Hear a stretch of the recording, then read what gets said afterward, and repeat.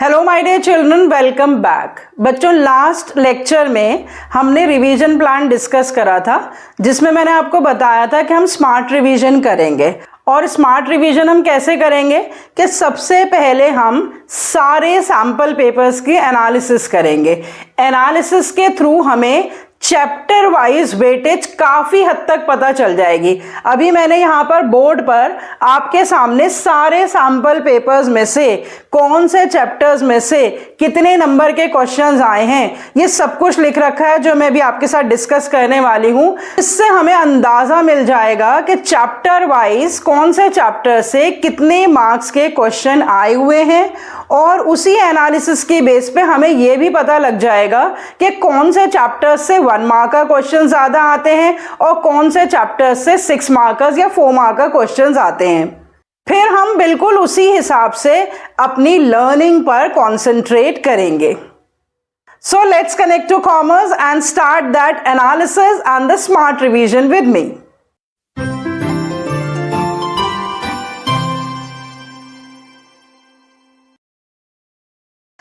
Analysis शुरू करने से पहले बच्चों आपको एक बात बता दूं कि जो मैं एनालिसिस करूंगी ना, वो मैं सिर्फ इसी साल के जो 3 बार सैम्पल पेपर्स रिलीज हुए हैं उसकी एनालिसिस करूंगी। रीजन उसका ये है कि एक्चुअली बिजनेस स्टडीज के लिए ना प्रीवियस ट्रेंड पता लगाना थोड़ा मुश्किल है। थोड़ा मुश्किल क्यों है, मैं आपको बता देती हूँ। 2020 में बहुत सारे पेपर्स हो गए थे, एंड में 2-3 पेपर बोर्ड एग्जाम्स के नहीं हो पाए थे, आर्ट्स स्ट्रीम के, साइंस स्ट्रीम के, कॉमर्स स्ट्रीम के। और कॉमर्स स्ट्रीम में जो है बिजनेस स्टडीज का पेपर रह गया था। तो 2020 का हमारे पास कोई क्वेश्चन पेपर नहीं है, क्योंकि बिजनेस स्टडीज में बच्चों की एवरेज लगी थी according to the marks scored by them in the 4 subjects. उसके बाद 2021 में कोरोना बहुत बुरी तरह से फैल गया था, और इसीलिए 2021 में किसी भी सब्जेक्ट के पेपर नहीं हुए थे। तो हमारे पास 2021 का बिजनेस स्टडीज का कोई क्वेश्चन पेपर नहीं है। उसके बाद 2022 में क्या हुआ बच्चों कि टर्म वाइज पेपर हुए। फर्स्ट टर्म का पेपर सारा ऑब्जेक्टिव था, 1 मार्कर 40 क्वेश्चंस थे और उसमें आधा सिलेबस आया था। सेकंड टर्म का पेपर सारा सब्जेक्टिव था, उसमें आधा सिलेबस आया था। तो इसीलिए 2022 का क्वेश्चन पेपर भी हमारे लिए रेलेवेंट नहीं है, क्योंकि उसका पैटर्न और सिस्टम बिल्कुल अलग था। सिर्फ हमारे पास इन 4-5 सालों में 2023 का क्वेश्चन पेपर है, और वो क्वेश्चन पेपर प्लस ये जो 3 सैंपल पेपर सीबीएसई ने रिलीज करे हैं। एक सैंपल पेपर 1 जो सेशन के शुरू में ही आ गया था, एक एडिशनल पेपर आया था जो कि अक्टूबर के आसपास आया था, और एक प्रैक्टिस पेपर 2 के नाम से बिल्कुल अभी आया है लास्ट मंथ। तो ये 3 पेपर और जो प्रीवियस ईयर का क्वेश्चन पेपर है 2023 का सीबीएसई बोर्ड एग्जाम, उन सारे पेपर्स की एनालिसिस से मैंने यहां पर चैप्टर वाइज आपके लिए लिख दिया है कि कौन से चैप्टर से कितने नंबर के क्वेश्चंस आए हैं। और एक बात और कि जो 2022-23 का सैंपल पेपर आया था और जो उसका सीबीएसई बोर्ड एग्जाम आया था, वो ऑलमोस्ट सिमिलर था। तो इसीलिए मैं समझती हूं कि जो सैंपल पेपर्स इस साल 3 सैंपल पेपर्स जो रिलीज हुए हैं, और एक्चुअली वो 4 हैं, क्योंकि जो प्रैक्टिस पेपर 2 है ना, उसमें 2 सेट्स भी हैं। तो उसके हिसाब से ही एक्सपेक्टेड क्वेश्चंस जो आएंगे वो बोर्ड एग्जाम्स में आएंगे। तो काफी हद तक हम इस एनालिसिस से ये पता लगा लेंगे बच्चों कि चैप्टर वाइज वेटेज क्या है। तो चलिए इस चैप्टर वाइज वेटेज को डिस्कस कर लेते हैं। वॉल्यूम वाइज वेटेज तो आपको सभी को पता है। 3 चैप्टर्स जिसका वॉल्यूम 1 है, कंबाइंड वेटेज 16 नंबर की है पहले 3 चैप्टर्स की। चौथे और 5वें चैप्टर की कंबाइंड वेटेज 14 नंबर की है। 6वां, 7वां और 8वां चैप्टर 20 नंबर का है। 9 और 10 15 नंबर का है। 11 और 12 15 नंबर का है। कंबाइंड वेटेज को मैंने सेपरेट कर दिया है चैप्टर वाइज। सबसे पहले देखिए बच्चों, चैप्टर 1, तो जो सबसे पहला सैंपल पेपर आया था चैप्टर 1 में, उसमें से 4 क्वेश्चंस आए थे, 1-1 नंबर के 3 और 1 3 नंबर का। टोटल उसकी कंबाइंड वेटेज 6 नंबर की थी। चैप्टर 2 में से प्रिंसिपल्स ऑफ मैनेजमेंट में से एक ही क्वेश्चन था 6 नंबर का। चैप्टर 3 में से एक एक नंबर के 4 क्वेश्चन थे बिजनेस एनवायरनमेंट से। फिर उसके बाद एडिशनल प्रैक्टिस पेपर में मैंने क्या देखा कि फर्स्ट चैप्टर से बिल्कुल सेम वही पैटर्न था कि 3 क्वेश्चन एक एक नंबर के और एक क्वेश्चन 3 नंबर का। सेकेंड चैप्टर में से 6 नंबर के 2 क्वेश्चन दे रखे हैं इस क्वेश्चन पेपर में, जो कि गलत है, क्योंकि ये जो 6 नंबर का क्वेश्चन है इससे एक तो इसकी टोटल वेटेज भी बढ़ जा रही है और यहाँ पे ऑर्गेनाइजिंग का उसमें कोई क्वेश्चन ही नहीं है। तो एक्चुअली ये क्वेश्चन जो 6 नंबर का है ये यहाँ पर ये क्वेश्चन होना चाहिए था, जो कि गलती से उस क्वेश्चन पेपर में प्रिंसिपल्स ऑफ मैनेजमेंट से दे दिया, 2 क्वेश्चन दे दिए जबकि एक ही होना चाहिए था। तो इसका मतलब कि ये गलती ना होती तो सेकेंड चैप्टर से 6 ही नंबर का उसमें भी क्वेश्चन होता और थर्ड चैप्टर से वही एक एक नंबर के 4 क्वेश्चन।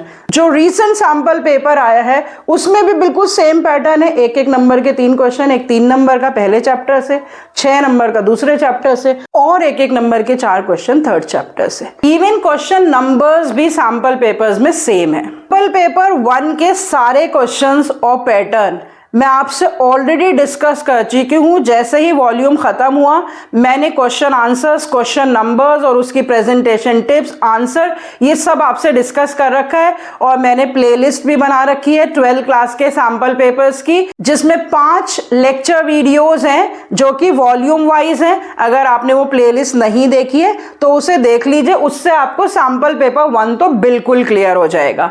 सैंपल पेपर जो एडिशनल सैंपल पेपर बच्चों यहाँ रिलीज हुआ था ना, इसमें बहुत सारी मिस्टेक्स हैं। इस तरह की मिस्टेक्स हैं जैसे मैंने अभी बताई कि 2 क्वेश्चंस दे दिए प्रिंसिपल्स ऑफ मैनेजमेंट से और ऑर्गेनाइजिंग से कोई भी क्वेश्चन नहीं था तो उससे वेटेज गड़बड़ हो गई थी।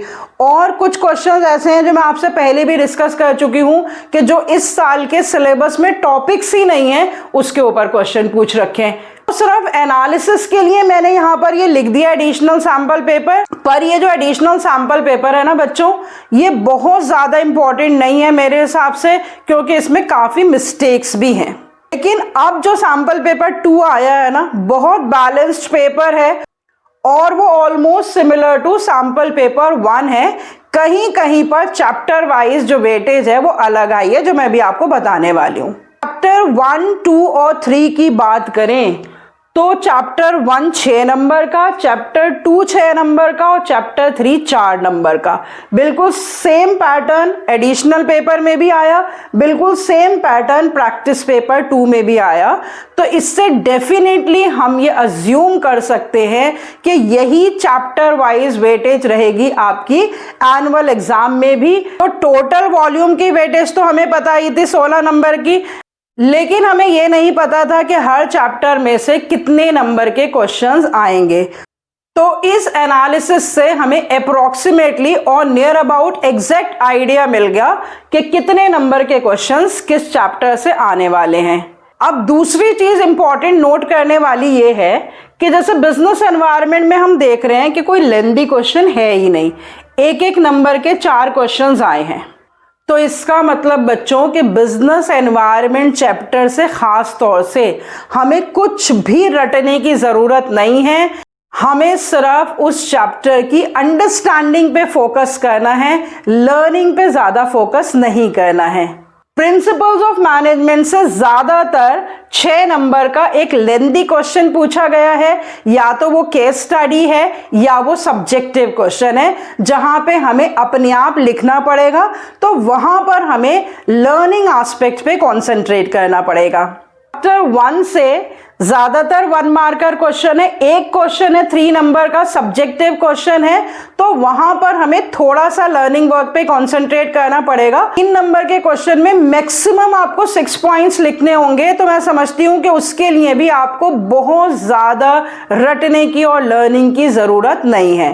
तो अगर वॉल्यूम 1 की हम बात करें चैप्टर 1, 2 और 3 में, तो हम अंडरस्टैंडिंग पे ज्यादा ध्यान देंगे चैप्टर 1 और 3 की, और लर्निंग पे ध्यान देंगे चैप्टर 2 के लिए।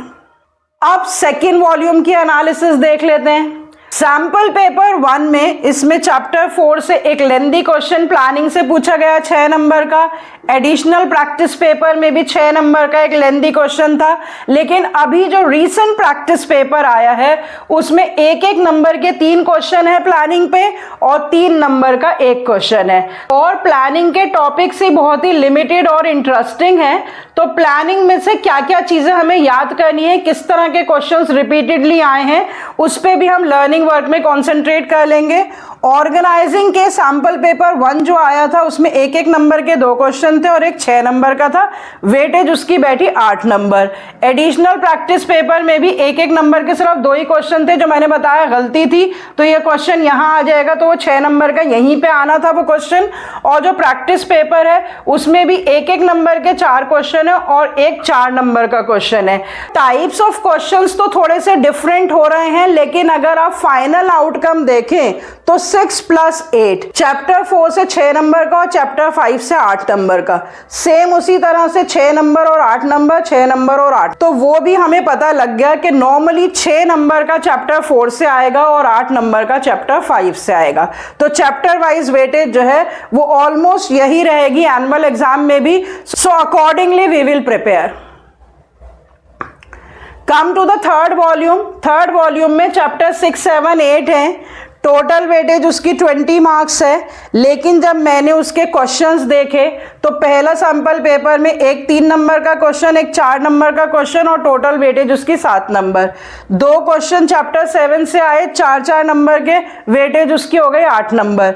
3 क्वेश्चन चैप्टर 8 से आए, एक एक नंबर के 2 क्वेश्चन और एक 3 नंबर का, स्टाफिंग, डायरेक्टिंग, कंट्रोलिंग, और इसकी कंबाइंड वेटेज हो गई 5 नंबर। और बिल्कुल सेम इसी तरह से 3 + 4, 4 + 4, 1, 1, 3।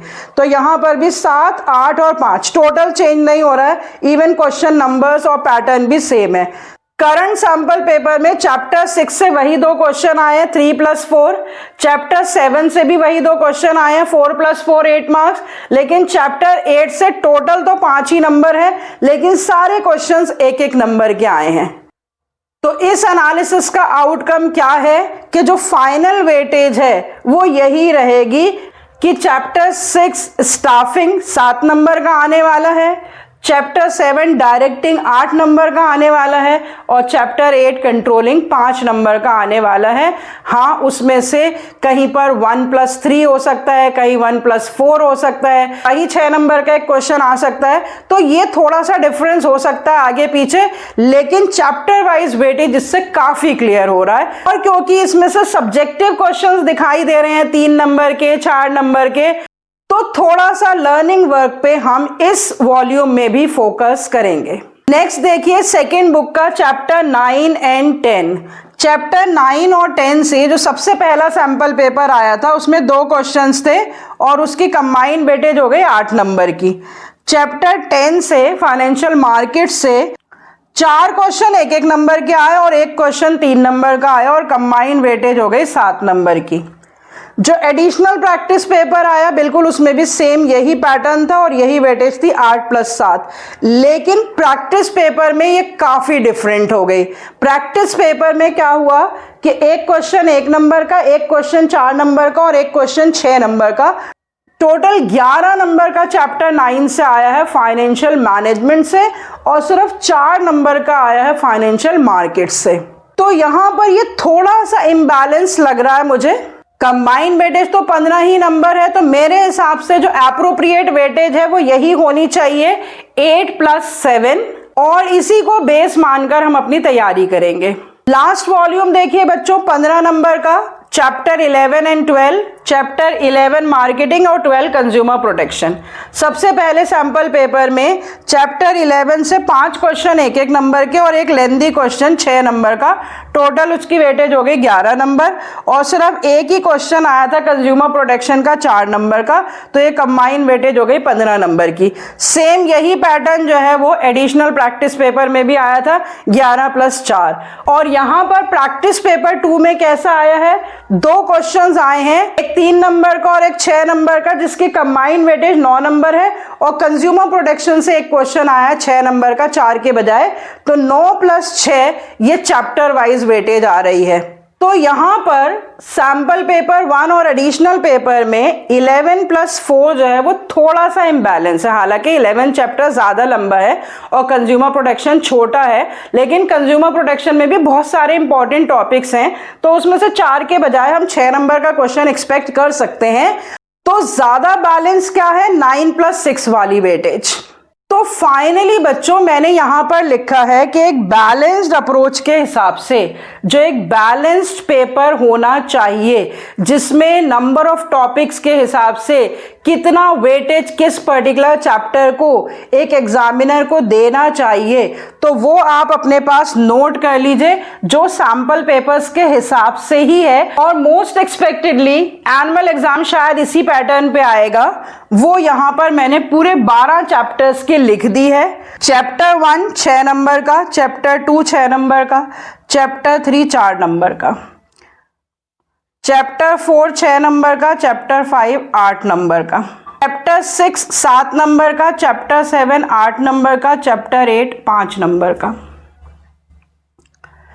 चैप्टर 9 8 नंबर का, चैप्टर 10 7 नंबर का, चैप्टर 11 9 नंबर का, चैप्टर 12 6 नंबर का। This is what is the expected chapter wise weightage. इस एक्सपेक्टेड चैप्टर वाइज वेटेज के हिसाब से जब हम तैयारी करेंगे तो हमें ये देखना है कि 6 नंबर और 4 नंबर के क्वेश्चंस कौन से चैप्टर्स से ज़्यादा पूछे गए हैं, जहां पर हमें ज़्यादा लिखना पड़ सकता है और ज़्यादा लर्निंग वर्क पे कंसंट्रेट करना पड़ेगा, लेकिन 1 मार्कर 3 मार्कर और even some of the 4 marker questions के लिए हमें अंडरस्टैंडिंग पे ज़्यादा कंसंट्रेट करना पड़ेगा। 80 नंबर में से 20 नंबर के क्वेश्चंस तो आपके एमसीक्यूज हैं, उसमें आपको कुछ रटकर तो लिखना ही नहीं है, उसमें तो आपको सिर्फ अंडरस्टैंडिंग चाहिए। उसके अलावा भी जो केस स्टडीज हैं, केस स्टडीज में भी आपको लिखना ज़्यादा नहीं होता। कभी कभी तो केस स्टडी 15 से 20 लाइनों की होती है, लेकिन आंसर आपका 4 लाइन का ही होता है, तो वहां पर भी रट्टाफिकेशन की ज़रूरत नहीं है, सिर्फ कॉन्सेप्ट्स क्लैरिटी ही चाहिए वहां पर भी। तो केस स्टडीज जो है वो सब्जेक्टिव क्वेश्चन से ज़्यादा आसान होती हैं अटेम्प्ट करना। इन टोटल आपके सीबीएसई के करिकुलम में चेक करिएगा आप जाकर कि 44 नंबर के जो क्वेश्चंस होते हैं वो रिमेंबरिंग और अंडरस्टैंडिंग बेस्ड होते हैं, 19 नंबर के क्वेश्चंस एप्लीकेशन बेस्ड होते हैं और 17 नंबर के क्वेश्चन हॉट्स होते हैं। इसका मतलब कि 80 नंबर में से सिर्फ 15 से 17 नंबर का पेपर ऐसा होता है जो थोड़ा टिपिकल होता है, जिसमें ट्विस्ट कर दिया जाता है क्वेश्चन को, जहां पे कंफ्यूजिंग टॉपिक्स पे आपसे क्वेश्चंस पूछे जा सकते हैं। और बाकी 60 से 63 नंबर तक का जो पेपर होता है वो नॉर्मल होता है, बिल्कुल बैलेंस्ड पेपर होता है। तो बच्चों इस एनालिसिस को आप बहुत अच्छे से समझ लीजिए प्लीज, और जब ये एनालिसिस आपको समझ में आ जाएगी तो आपको प्रिपरेशन में बिल्कुल भी घबराहट नहीं होगी। और अब हम प्रिपरेशन करेंगे chapter wise and volume wise and sample paper wise. I will discuss with you the 1 marker questions, the case studies and the subjective questions from each chapter, and also tell you how to write the answers to these questions. So for the purpose of understanding, I told you that you have to read NCERT and you have to watch all the videos. So before we actually start revising chapter wise, you just watch all the videos, all the playlist of all the 12 chapters is available. Watch it and understand the topics. So let's meet next time with a detailed revision where we shall discuss all types of questions and the confusing topics chapter wise. Till then, goodbye, stay healthy and connected.